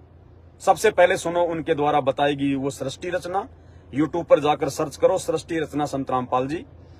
आप सबसे पहले सृष्टि रचना सुनो। 1 बार सुनो, 2 बार सुनो। आपने कभी जिंदगी में वो सुनी नहीं है? वो अनसुनी सच्चाई है। आपका मन, ये शैतान, वो सुनने के बाद में कहेगा यार ये तो ऐसा लगता है जैसे कोई बनावटी कहानी है, अरे यार ये तो ऐसा ही है। लेकिन जब आपको सुनते चले जाओगे और साथ में अपने ही धर्मशास्त्र से प्रमाण देखते जाओगे, अरे यार, अरे ये जो बाबा रामपाल जी बता रहे हैं ये तो हमारे कुरान में लिखा हुआ है, ये तो गीता में लिखा हुआ है, ये तो वेदों में लिखा हुआ है, और हम तो इनको दिन रात वेद पढ़ते थे, कुरान पढ़ते थे, हमारे समझ में क्यों नहीं आई ये बात। तो भाई वो बुद्धि भी वो तत्वदर्शी संति खोलता है। ये नकली पाखंडी आचार्य, शंकराचार्य, मुल्ला, मौलवी, पंडित, काजी, इनसे बुद्धि नहीं खुलती। इनकी खुद की बुद्धि के जो है बल्कि लोक लगे हुए हैं, इनकी खुद की बुद्धि के जो है वो लोक लगे हुए हैं। तो वो जो तत्वदर्शी संत होता है, स्वयं जो परमात्मा होता है, जो अल्लाह होता है, यदि कोई उस अल्लाह के मार्ग पर चलने का प्रयास करेगा तो अल्लाह उसके बंद दिमाग के लोक भी खोल देगा। तो प्रार्थना कर सकते हैं भाई और बहनों, विनती कर सकते हैं, इससे ज्यादा कुछ नहीं है। बाकी आपका भाग्य, आपका कर्म। अब परमात्मा कहते हैं सकल पदार्थ है भाई सकल पदार्थ है जग माही, और भाग्य बिना नर पावत नाही। तो आपके भाग्य में अगर होगा परमात्मा, सुख अगर यदि आपके भाग्य में होगा तो आप सत्संग सुनोगे, ना चाहते हुए भी सुनोगे।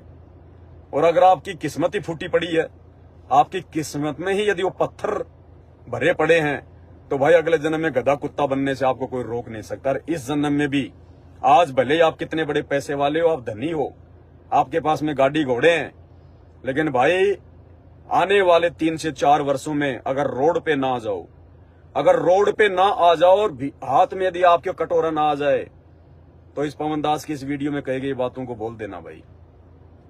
इन 4 वर्षों में पूरा मंजर चेंज हो जाएगा, पूरा मंजर। राई से पहाड़ और पहाड़ से राई होने वाली है। परमात्मा धरती पर आया हुआ है, केवल उनकी मौज मचेगी जो भक्ति करेंगे, जो यथार्थ भक्ति करेंगे, जो सत्य भक्ति करेंगे, जो संत रामपाल जी के शरण में आकर भक्ति करेंगे, उनकी मौज मचेगी। और बाकी थल्ले थल्ले आएंगे, सारे थल्ले थल्ले। यदि अभी भी आपको अहंकार है, घमंड है, तो अपनी जिद पे अड़े रहना। और 4 साल के बाद में, आज फॉर्च्यूनर में चलने वाला अगर हाथ में उसके भीख का कटोरा ना आ जाए तो कह देना। ऐसा समय आ रहा है आने वाले समय में। तो आज की वीडियो में केवल इतना ही। बाकी आप समझदार हैं, जैसा करोगे वैसा पाओगे, जितना गुड़ डालोगे उतना ही मीठा होगा, तो आप सब जानते हो भाई।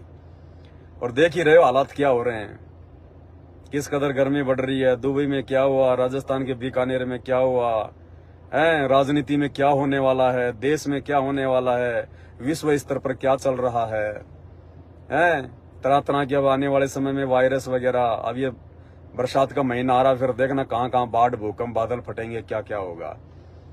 तो क्या कुछ ना हो जाए, किसके साथ हो जाए, भरोसा है क्या? आप लोगों ने बैंकों वाले इंश्योरेंस तो बहुत करवा रखे हैं, लेकिन परमात्मा वाला इंश्योरेंस आप लोगों के पास में नहीं है। अरे परमात्मा वाला इंश्योरेंस नहीं है आपके पास में, इसलिए भाई आप चाहे कुछ भी हैं, कब आपके प्राण निकल जाएं, कहाँ मर जाओ, कहाँ एक्सीडेंट हो जाओ, कब क्या रोग हो जाए, कोई भरोसा नहीं है 1 सेकंड का आप लोगों का। भले आप लोग माचे माचे फिर रहे हो, फिरो, लेकिन आप लोगों का इंश्योरेंस सबका फेल है। ये इंश्योरेंस केवल सतगुरु रामपाल जी परमेश्वर जी के भक्तों ने करवा रखा है। जबरदस्त इंश्योरेंस है, और भगवान जिसका इंश्योरेंस कर दे तो काल और महाकाल की भी औकात नहीं है कि उसके भगत के डेथ इंश्योरेंस को तोड़ सके। तो आने वाले समय में देखना यही है, कहीं मरने वाले नहीं है। हमें तो पक्का विश्वास है जिस दिन हम चाहेंगे उस दिन हम मरेंगे। आप लोगों की तरह एक्सीडेंट में, बीमारी से, हॉस्पिटल में, लड़ाई झगड़ों में नहीं मरते हम। है फिर भगत में जगत में क्या अंतर हुआ? फिर संत रामपाल जी की भक्ति करने का फायदा क्या?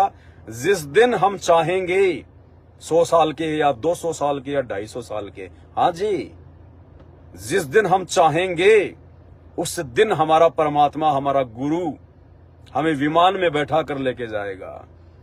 हम तुम्हारी तरह नहीं मरेंगे।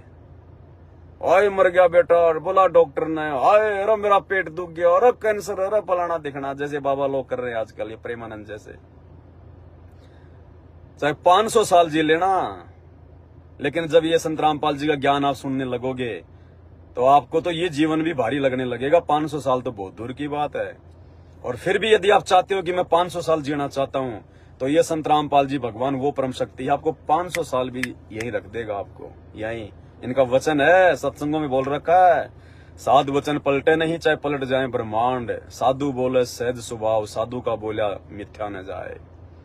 बहुत सारी बातें हैं, बाकी आप उनके सत्संग सुनो। मेरा काम तो केवल इतना ही है, ये बातें बोल के कि मैं आपको उनके सत्संग सुनने के लिए थोड़ा सा जो है वो प्रेरित कर सकूं, आपका भला हो जाए, आपके परिवार का भला हो जाए।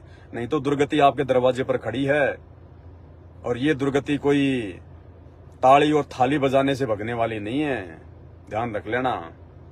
तो आज के वीडियो में केवल इतना ही। बंदी छोड़ सतगुरु रामपाल जी परमेश्वर जी की जय हो।